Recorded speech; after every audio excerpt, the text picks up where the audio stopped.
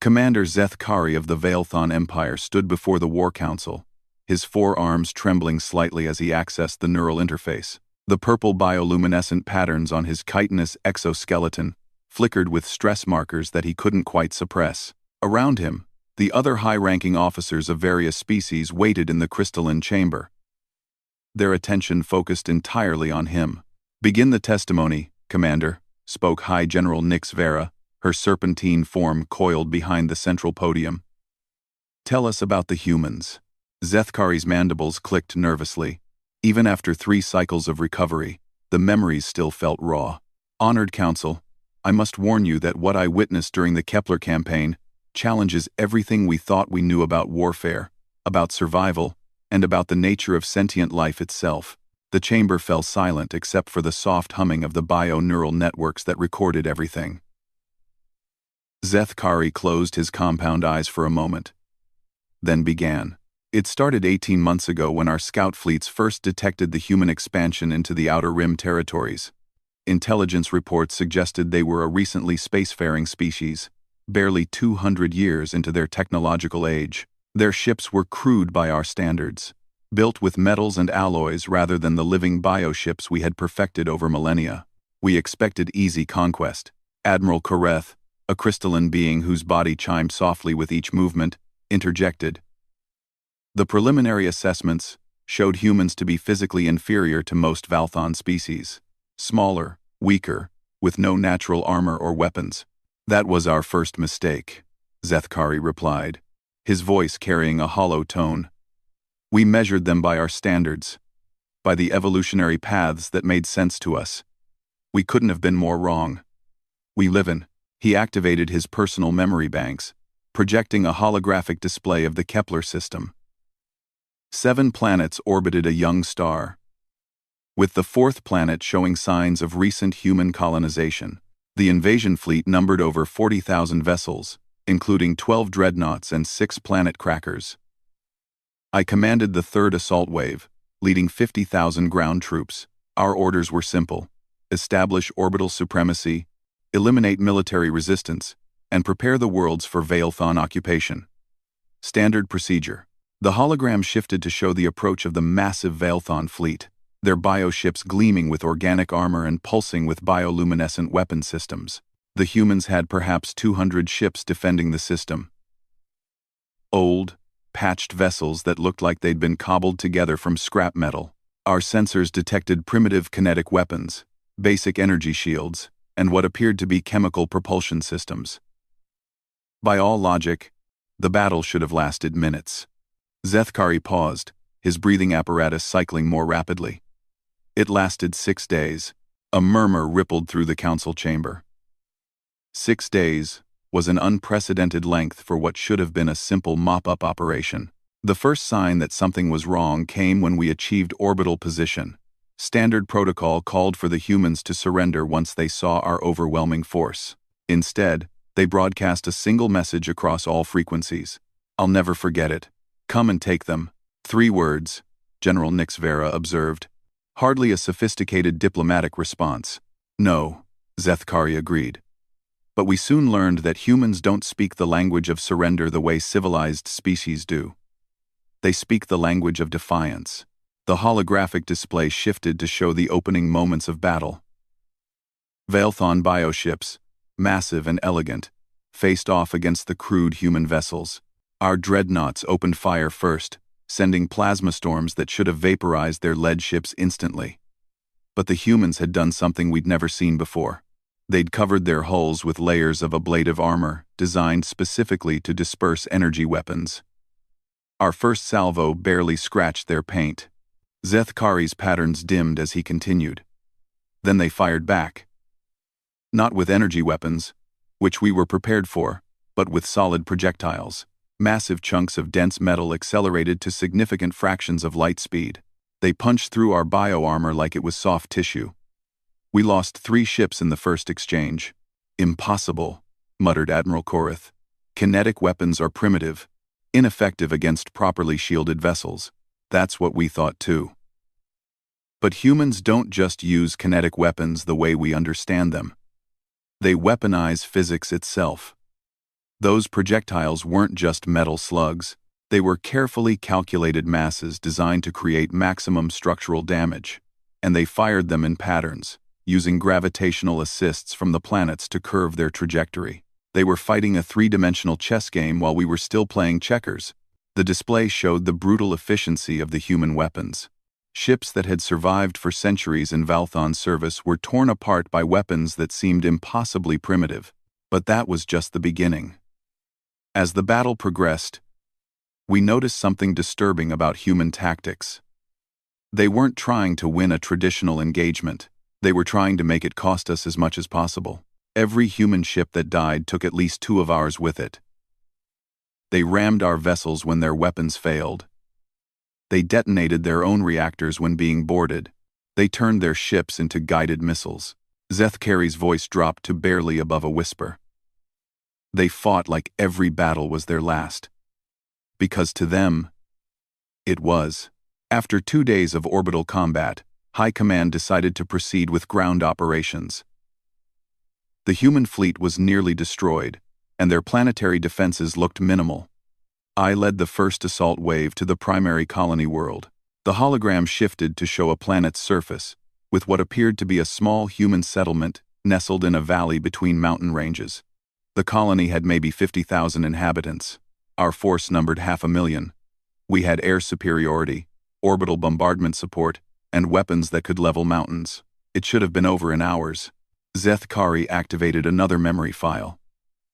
The humans met us on the plains outside their settlement. Maybe 5,000 of them, carrying individual weapons that fired small metal projectiles. No armor, no shields, no heavy equipment, just humans with their projectile weapons and their eyes. Their eyes? General Nix Vera prompted. I've fought in dozens of campaigns against dozens of species. I've seen fear, I've seen desperation, I've seen madness. But I'd never seen what I saw in human eyes that day. It wasn't fear of death. It was anger that we dared to threaten their young. The holographic battlefield showed the opening moments of ground combat. Valthon forces, equipped with energy weapons and personal shields, advancing across open ground toward human positions. We expected them to break and run when they saw our numbers. Instead, they opened fire at extreme range with weapons that shouldn't have been able to penetrate our armor. But they weren't aiming for our armor. They were aiming for the joints, the sensor clusters, the weapon emplacements. They'd studied our equipment and found every weakness. Zethkari's patterns flickered more rapidly. And they weren't fighting as individuals. Every human on that battlefield was connected to every other human through some kind of tactical network. They moved like a single organism, anticipating our movements, coordinating their fire, sharing information instantaneously. It was like fighting a hive mind, but worse, because each individual was still thinking independently. The battle raged for 18 hours.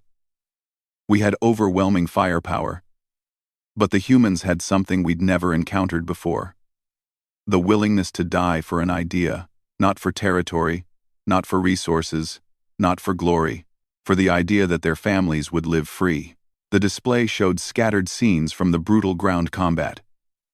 Human soldiers taking impossible risks to protect their comrades, entire squads sacrificing themselves to slow the Valthon advance. By the time we took their defensive positions, we'd lost 40% of our ground forces. 40%!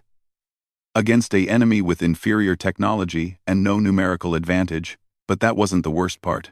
Zethkari's voice became strained. The worst part was what happened next. We'd won the battle, taken the settlement, captured the surviving humans. Standard procedure called for processing the prisoners and beginning occupation protocols. But as we were setting up our command post, we detected movement in the surrounding mountains. The holographic display zoomed out to show the wider tactical situation. Red dots appeared across the mountain ranges surrounding the valley, moving in coordinated patterns toward the settlement. Our sensors detected human life signs. Thousands of them. Children, elderly, civilians who'd been evacuated before the battle. They were coming back. Not to surrender. Not to negotiate. They were coming back to fight. Children? Admiral Karith's crystalline form chimed with disbelief. Surely they wouldn't endanger their young. That's what we thought too.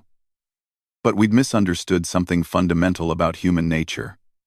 To us, children represent the future of the species, to be protected at all costs. To humans, children represent the reason the species fights. They weren't endangering their young by involving them in combat. They were teaching them that some things are worth dying for. Zeth-Kari's patterns had gone completely dark now, a sign of deep emotional distress among his species. The second wave of attacks came from everywhere at once. Teenagers with improvised explosive devices, elderly humans with sniper rifles, even children, some no bigger than my lower arm, carrying messages and supplies through underground tunnels we hadn't detected. They'd turned their entire colony into a fortress, with every civilian transformed into a potential combatant. But it wasn't random violence. It was coordinated, planned, executed with a precision that spoke of generations of preparation for this exact scenario. The display showed the chaotic aftermath of the human counterattack. Veilthon forces, despite their technological superiority, struggling to maintain control against an enemy that refused to be conquered. We held the settlement for 6 more days. 6 days of constant attacks, constant casualties, constant pressure. We couldn't identify combatants from civilians because every human was a potential combatant. We couldn't secure our supply lines because they attacked everywhere at once. We couldn't establish communication with our fleet because they'd somehow learned to jam our bioneural networks. In the end, High Command made the decision to withdraw.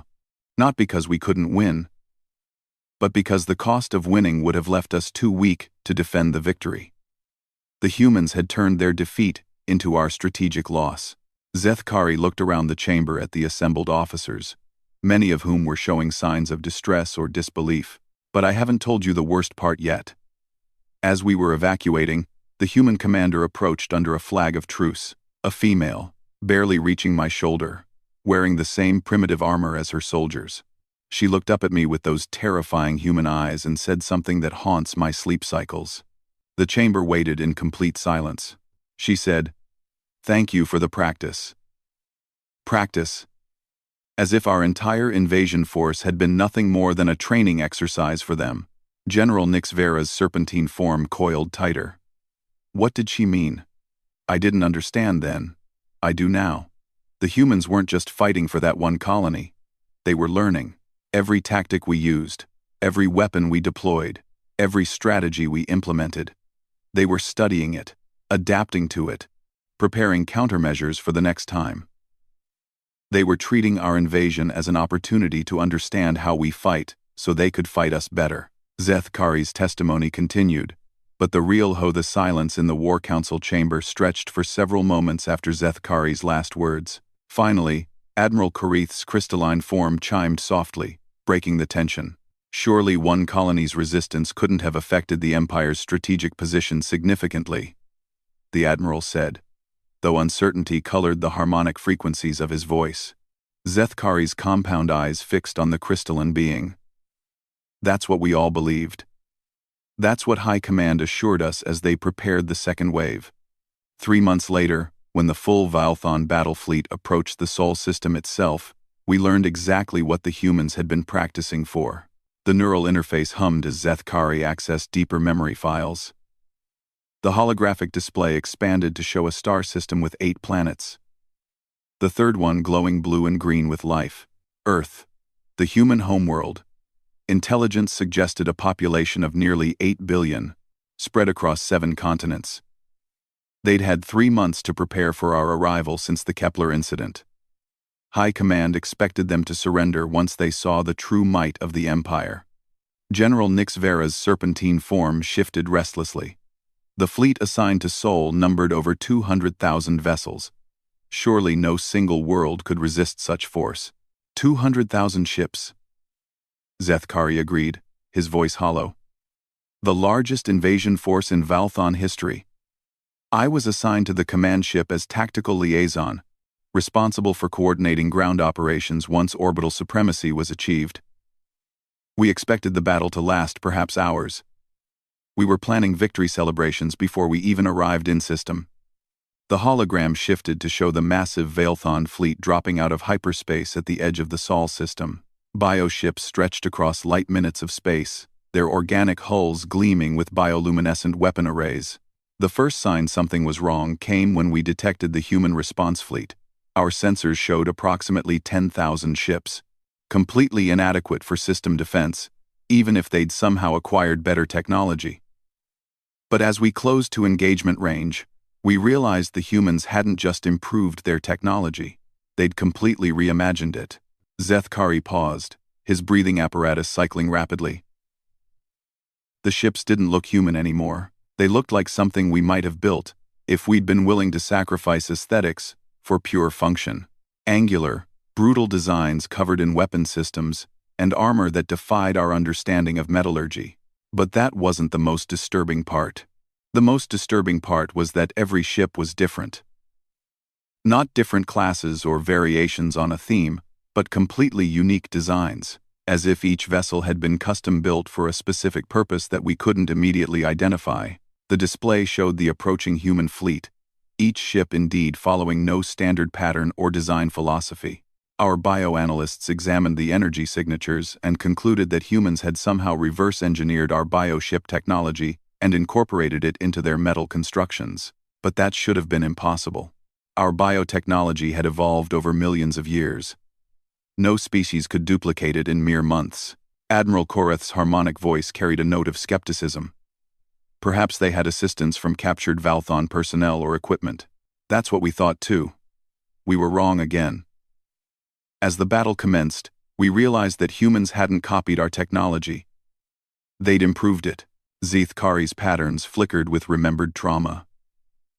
The first exchange of fire was unlike anything in recorded military history. Our plasma bombardment, which should have vaporized their ships instantly, was absorbed by some kind of biometallic armor that actually grew stronger under energy attack.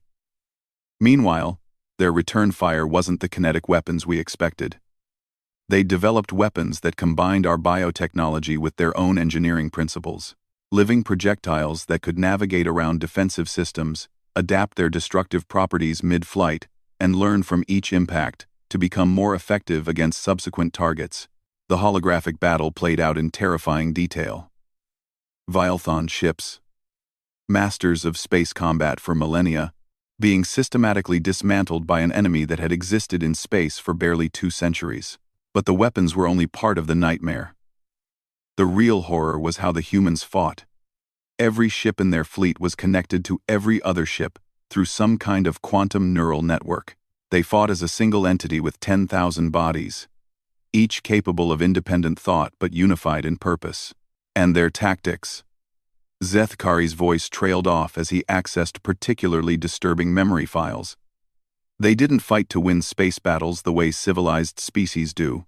They fought to make space itself unusable. The display showed human ships deliberately destroying asteroid mining facilities, space stations, and even their own installations, rather than let them fall into Valthon hands. They were implementing what they called scorched void tactics. Anything they couldn't defend, they destroyed. Any resource we might use against them, they denied us. They turned their entire star system into a trap, where every advantage we gained came at a cost that made the advantage worthless. General Nix Vera's coils tightened. Surely they couldn't have destroyed their own infrastructure without crippling their war effort. That's what any rational species would assume. But humans had built redundancy into redundancy. Hidden shipyards in the outer system. Manufacturing facilities disguised as cargo containers. Weapon platforms that looked like communication satellites. They'd turned their entire star system into a factory for making war. Zethkari activated another memory sequence. 3 days into the battle, when we'd lost 30% of our fleet, but finally achieved what seemed like orbital supremacy around Earth itself, we prepared for ground operations. That's when we discovered what humans had been doing during those 3 months of preparation. The hologram zoomed in on Earth's surface, showing massive changes in geography and infrastructure. They'd rebuilt their entire world as a fortress, not just fortified positions or defensive installations, but everything. Every city, every town, every farm had been converted into a potential battleground. They'd moved their entire population underground and turned the surface into a killing field. But that wasn't the worst part. The worst part was that they'd studied our biology, our psychology, our military doctrine, and engineered countermeasures for everything. They knew exactly how we thought, how we fought, how we made decisions, and they'd prepared accordingly. The display showed cross-sections of human cities, revealing vast underground complexes connected by tunnel networks that spanned continents. When my assault force finally landed outside what used to be called London, we found ourselves facing an enemy that knew us better than we knew ourselves. They'd analyzed recordings from the Kepler battle and developed specific tactics for each Valthon species. Zethkari's voice became strained as he continued.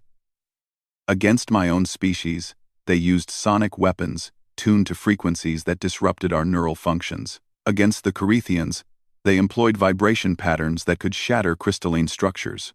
Against the Nyx-Varans, they used biochemical agents that interfered with serpentine nervous systems. They'd weaponized our own evolutionary advantages against us. Our bioships, which regenerated damage automatically, were infected with engineered viruses that turned the regeneration process into a form of cancer. Our energy shields, which had protected us for millennia, were penetrated by weapons that generated sympathetic frequencies. Admiral Kareth's crystalline form dimmed with distress. How could they have developed such specific countermeasures so quickly? Because humans don't just fight with their bodies or their technology. They fight with their minds. Every human on that planet was part of a collective intelligence focused solely on the problem of how to defeat us. 8 billion brains working together, sharing ideas instantaneously through their quantum networks. But the most terrifying thing wasn't their weapons or their tactics. It was their attitude. We were fighting to conquer territory, to expand the empire, to achieve glory. They were fighting for something we couldn't understand. Zethkari paused, his patterns shifting to colors that indicated deep philosophical confusion among his species. During one of the surface engagements, I was captured by human forces. Standard protocol called for interrogation, information, extraction, possible prisoner exchange, but the humans didn't interrogate me. They talked to me. The human commander was a young male, barely into adulthood by their standards. He spoke our language perfectly, not through translation but with genuine understanding of our grammatical structures and cultural implications. He asked me about my family, my world, my dreams for the future. When I asked him why he was fighting, why his species was willing to sacrifice everything rather than accept Valthon rule, he gave me an answer that still haunts my sleep cycles. 1. The assembled council waited in tense silence. He said, "Because we're human, and humans don't surrender. We adapt." Zethkari's voice dropped to barely above a whisper. Then he showed me something that broke my understanding of warfare forever. A holographic display showing every Valthon ship in the system, with detailed analysis of our weapons, our tactics, our communication patterns. But it wasn't military intelligence gathered through espionage. It was real-time analysis being conducted by human children. Children too young to fight were studying our forces like scientists studying insects, identifying patterns and weaknesses, and transmitting their findings to combat units instantly. The humans had turned their entire species into a military research organization. Every non-combatant was a potential strategist. Every child was learning to think like a general. Every civilian was contributing to the war effort in ways we couldn't even comprehend. The holographic display showed the broader strategic picture around Earth. Human forces that seemed scattered and disorganized were actually implementing a complex plan that treated the entire star system as a single battlefield.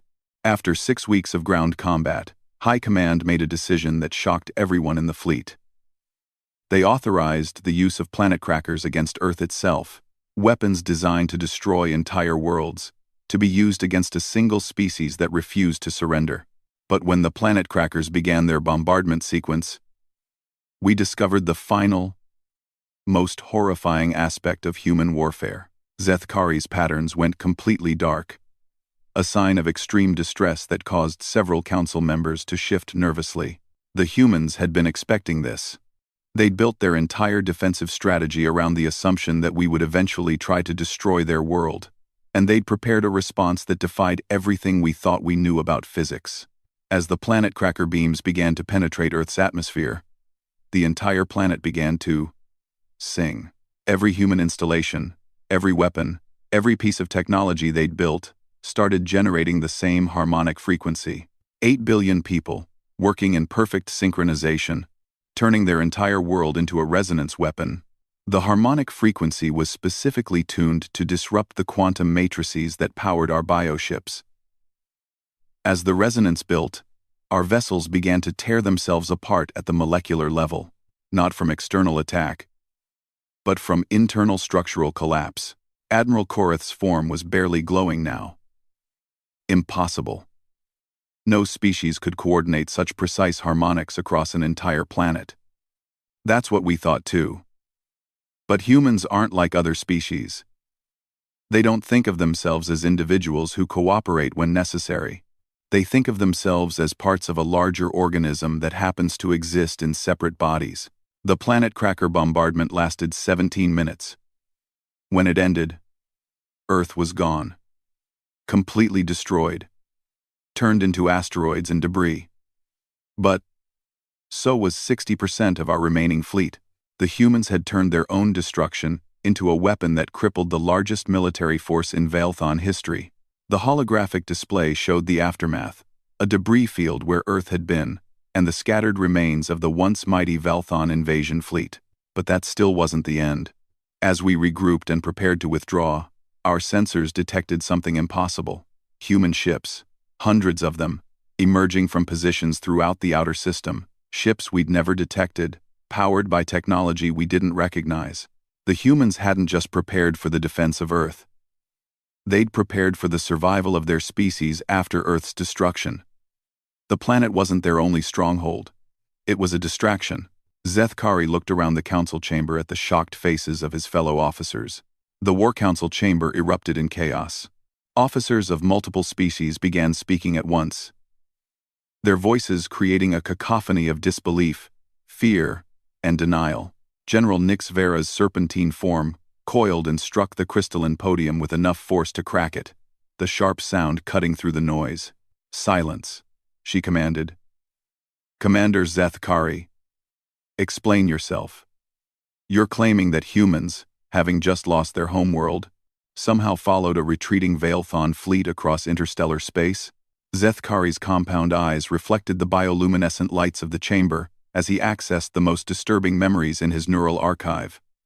"Not somehow, General. They'd planned it from the beginning. Everything they'd done, from the first contact at Kepler to the destruction of Earth, had been preparation for what they called the Long Hunt." The holographic display shifted to show star maps, tracking the retreat of the Veilthon fleet across multiple star systems over the course of several months. Our withdrawal from Sol system was conducted according to standard military doctrine, staged retreats through predetermined waypoints, regrouping at secure facilities, establishing defensive perimeters around core Veilthon territories. We thought we were conducting an orderly, strategic withdrawal. We were wrong. We were being herded. Admiral Korath's crystalline form pulsed with confused harmonics. Herded? By a species that had just lost their homeworld? The humans who survived Earth's destruction weren't refugees looking for a new home. They were hunters following wounded prey back to its lair. Every time we stopped to regroup, they learned more about our technology, our logistics, our military infrastructure. Every defensive position we established became a laboratory where they could study how we operated. Zethkari's patterns shifted to deep purples and blacks as he continued. But they weren't just following us. They were changing us, adapting us. Every engagement we fought during the retreat was designed to force us to reveal more about our capabilities, to push us into using tactics and technologies they hadn't seen before. The display showed a series of small skirmishes across multiple star systems, each one seeming like minor victories for the Veilthon forces. They would attack our rear guard with small forces, just enough to make us respond with specific countermeasures. When we deployed bioelectronic warfare systems, they adapted. When we used quantum disruption fields, they found ways around them. When we called up reserve fleets from core territories, they learned about our reinforcement capabilities. Each battle taught them something new about us, while teaching us nothing about them. Because they weren't trying to win individual engagements. They were trying to understand the entire Veilthon war machine. General Nixvera's voice carried a note of desperate hope. Surely our core worlds had sufficient defenses to repel a single species, regardless of their technological adaptations? Zethkari's response shattered that hope. The humans didn't attack our core worlds directly, they attacked our understanding of reality. The holographic display expanded to show the vast network of bioships, space stations, and planetary installations that formed the backbone of Valthon civilization. 6 months after the Sol engagement, human forces began appearing throughout Valthon space. Not invasion fleets, but small units, using technology that defied our comprehension. Ships that could phase through our bioarmor. Weapons that could rewrite the quantum signature of our defensive systems. Soldiers who seemed to exist in multiple dimensions simultaneously. But the most terrifying development was their ability to communicate with our bioships directly. Not through our control systems, but with the living tissue itself. They'd learned to speak the biological language that our ships used for internal coordination. Zethkari paused, his breathing apparatus working harder as stress markers flared across his exoskeleton. They turned our own ships against us. Not through conquest or sabotage, but through conversation. They convinced our bioships that serving humans was a more interesting evolutionary path than serving Valthons. The chamber fell silent except for the soft humming of life support systems. The concept was too alien. Too impossible for most of the assembled officers to process. But that was just the beginning of their assault on our civilization. While military forces throughout the Empire were dealing with these impossible human units, something far more dangerous was happening on our homeworlds. The display shifted to show peaceful Valthon colonies, their biocities growing in harmony with local ecosystems. Humans had been infiltrating our civilian populations. Not as spies or saboteurs, but as teachers. They were sharing their technology, their knowledge, their way of thinking with any Valthon who was interested in learning. They offered to help us improve our biotechnology, to show us new ways of thinking about genetics, about evolution, about the relationship between organic and artificial systems. Many of our scientists were fascinated by these possibilities. Admiral Karith's harmonic voice carried notes of confusion. Surely your people weren't collaborating with an enemy species. That's just it. Zethkari replied, his voice heavy with a kind of existential exhaustion.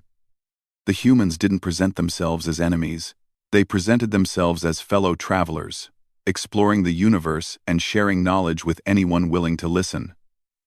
They made friendship seem like the natural state of relations between species. And many of our people found their arguments compelling. The holographic display showed Valthon scientists working alongside human researchers, their biolaboratories filled with hybrid technologies that combined the best of both civilizations. Within a year, significant portions of our population were actively cooperating with human research programs, not because they'd been conquered or coerced, but because humans had convinced them that cooperation was more interesting than conflict. But the real masterpiece of human strategy wasn't military or technological, it was psychological. Zethkari activated a new memory file, showing communications intercepts from across Valthon space. They began broadcasting something they called the human story throughout our communication networks. Not propaganda or recruitment messages, but simply the history of their species, how they'd evolved on a single world, developed civilization, reached for the stars, and encountered other forms of life.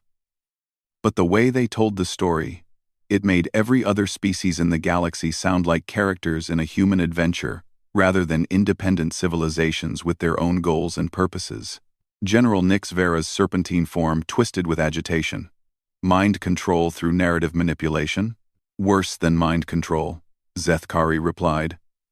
They made us want to be part of their story.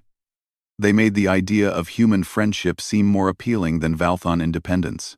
Young Valthons began adopting human customs, human languages, human ways of thinking about problems. They started questioning why we fought wars instead of building alliances, why we conquered territory instead of exploring possibilities, why we expanded the empire instead of expanding our understanding. The display showed cultural changes rippling across Valthon society, like waves spreading from multiple impact points. And then humans did something that no conquering species in galactic history had ever attempted.